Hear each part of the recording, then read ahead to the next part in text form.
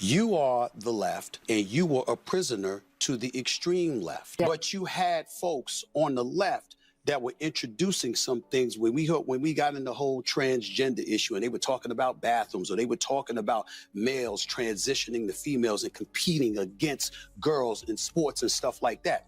These That's are less than 1% of the population. I understand that, but you know what? All right, folks, get ready, because we've got a thrilling story to unpack today. Trust me, you won't want to miss this one. Stephen A. Smith, the iconic ESPN legend known for his passionate and unfiltered sports commentary, made a fiery appearance on The View. True to form, Stephen A. didn't hold back, and things got intense fast. If you've ever watched him in action, you know he's never shy about speaking his mind, and this was no exception. Let's just say it was a showdown you won't forget. I think the Republicans are sort of an extreme fringe party. Here's the scoop. The conversation started with some intense political debate, pretty standard for The View, right? But this time, Stephen A. Smith brought a fresh perspective that didn't exactly align with the show's usual narrative. It wasn't long before he found himself at odds with co-host Sunny Hostin. Sunny, known for her outspoken views, seemed to expect Stephen to share her stance, especially when it came to labeling political parties. She described certain factions as extreme, but Stephen wasn't having it. He quickly shut down the notion that the Republican Party is some kind of fringe group, making his position crystal clear. Let's just say the sparks flew from there. The Republicans are sort of an extreme fringe party. No, I don't think that they're an extreme fringe party. I think that they're operating against those they believe are extreme on the left. Like, for example, when you talk about the LGBTQ community, I'm a fiscal conservative and I'm a social liberal. Mm-hmm. I'm fiscal with my dollars. I ain't apologizing for not wanting to pay high taxes to anybody. I'm not apologizing for that, right? But outside of that, I'm pretty liberal. Live and let live, okay? Mm-hmm. Yeah. But you had folks on the left that were introducing some things when we got in the whole transgender issue, and they were talking about bathrooms, or they were talking about males transitioning to females and competing against girls in sports and stuff like that. These are less than 1% of the population. I understand that, but you know what? That moment set the stage for an epic back and forth, a live political showdown you couldn't look away from. The tension was palpable as Stephen A. argued that oversimplifying a complex political landscape does more harm than good. And honestly, he's got a point. It's high time we stopped making assumptions about people based solely on their background. It's 2025, folks. Let's broaden our perspectives and think bigger. But I think that's where the mistake is made. Yeah. You're saying it's ridiculous. I don't disagree with you. Yeah. But most of the voters out there don't think like that. But that means they don't have the information. Okay, but 90% of the voters don't have the information. If you're out there busting your tail to make ends meet and to pay your bills, and you're going to work every day, and you got a family to take care of, and you're in New York City, you're getting stuck 2 hours of your day, you're stuck in traffic. You understand? You got a whole bunch of stuff to go through. You don't have time to know what you and I know. Maybe you need to listen to the news when you're in traffic. Well, again, maybe I agree not with that. Be uninformed. Or you listen to stuff that's going to take you away from the things that brings down your spirit. Yeah. And that's unfortunately what made this conversation particularly fascinating was Stephen A.'s refreshing honesty about his political views. He described himself as a fiscal conservative and a social liberal, a combination that doesn't often take center stage in mainstream discussions. But when you think about it, it's a stance that's easy to understand. He's all for keeping more of his hard-earned money, and really, who isn't? While championing a live and let live approach to social issues. In an era where political extremes dominate, his perspective offers a much-needed sense of balance. Then came the real fireworks. Stephen A. boldly ventured into the controversial topic of transgender athletes in sports.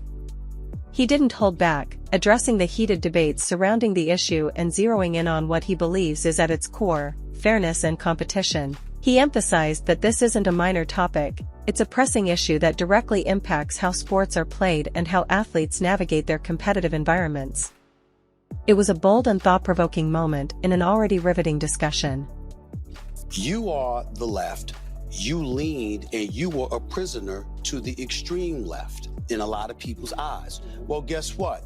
Most of America doesn't operate on the fringes. Whether you're left or you're right, you're relatively centrist. You believe in compromise, negotiation, working with one another. Nobody gets to get everything they want. The problem is those on the fringes continuously push for you to get everything you want. Yeah. They're not about getting things done. They're about getting their way.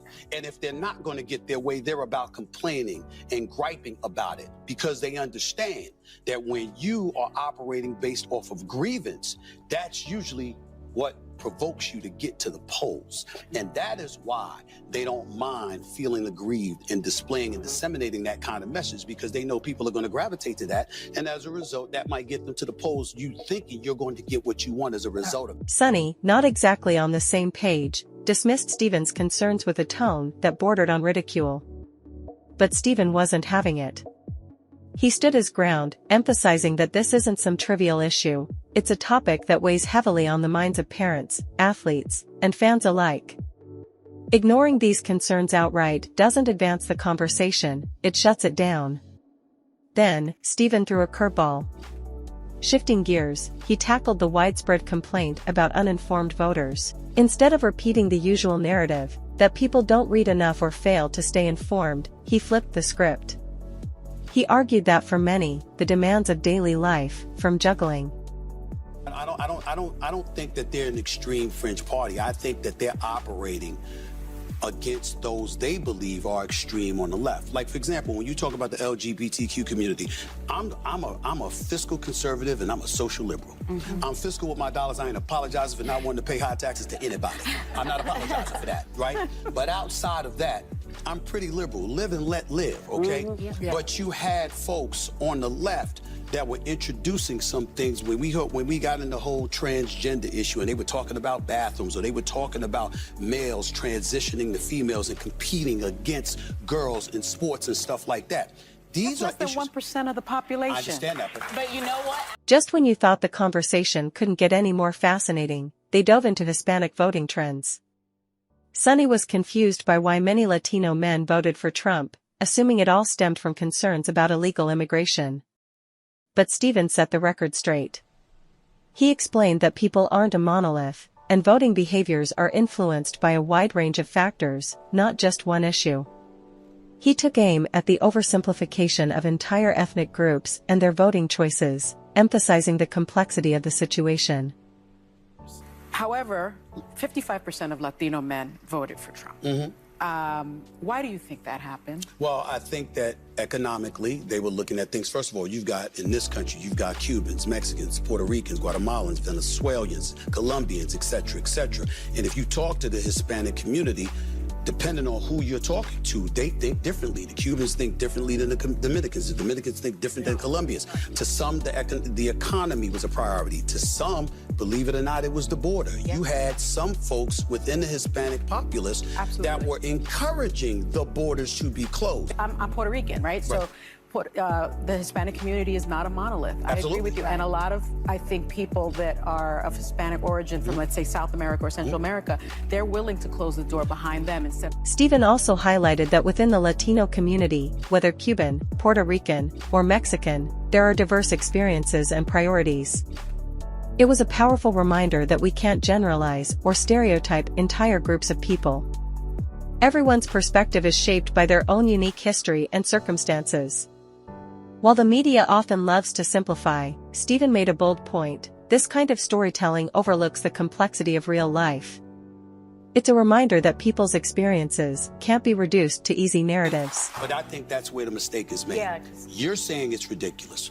I don't disagree with you. Yeah. But most of the voters out there don't think like that. But that means they don't have the information. Okay, but 90% of the voters don't have the information. If you're out there busting your tail to make ends meet and to pay your bills, and you're going to work every day, and you got a family to take care of, and you're in New York City, you're getting stuck 2 hours of your day, you're stuck in traffic. You understand? You got a whole bunch of stuff to go through. You don't have time to know what you and I know. Maybe you need to listen to the news when you're in traffic. Well, again, maybe I agree not. with that. Be uninformed. Or you listen to stuff that's going to take you away from the things that brings down your spirit. And that's unfortunately what... Stephen made a sharp observation, pointing out that voters are far more astute than the media often gives them credit for. In the same breath, he called out the Democratic Party for alienating traditional liberals and centrists with what he described as their fringe tendencies. This was a significant moment, as it painted a picture of a political landscape where voters feel pushed to the edges by extremes on both sides. At the end of the day, Stephen made one thing crystal clear: people vote with their wallets. Gas prices, rent, and mortgages, these are the real issues on people's minds. And he's absolutely right, economic realities hit harder than any ideological talking point. It's these day-to-day struggles that often drive voters to the polls. To recognize is this, and I've said this often. When we look at the economy, I remember when Biden came into the office, he inherited about 1.5% inflation. It ballooned to about 9.1% before it ultimately came down to where it is now, right? That doesn't mean anything to minorities. The percentage of inflation, and here's the percentage. Nah. How much does gas cost? How much does the groceries cost, okay? How much does rent cost? How much does my mortgage cost? That's what folks pay attention to, what's actually in their wallet. I don't know too many minorities that want to trust the system. And so when people speak, although you're right and righteous with your emotion and your righteous indignation, other people are saying we have the right to have righteous indignation when it comes to our pocket, or when it comes to our lifestyle, or when it comes to our environment. If we see crimes in the streets and stuff like that, we see homelessness and it's ballooned, we got a problem with that, and we don't believe. But here's where it got even deeper. Stephen emphasized that political parties can't just cater to the extremes, they need to address the concerns of everyone. In today's rapidly changing political landscape, it's more crucial than ever to consider the needs of every voter, not just the loudest voices. This is the real challenge both parties face right now: how to appeal to the silent majority without neglecting those on the edges. So, what do you think? Do you agree with Stephen A.'s take on how the media oversimplifies things, and how political parties need to broaden their approach? Or do you lean more towards Sunny's perspective on keeping citizens informed and engaged? Drop your thoughts in the comments. I'm really curious to hear where you stand on all of this. And hey, if this conversation got you thinking, don't forget to like, subscribe, and hit that bell so you don't miss the next one. See you next time.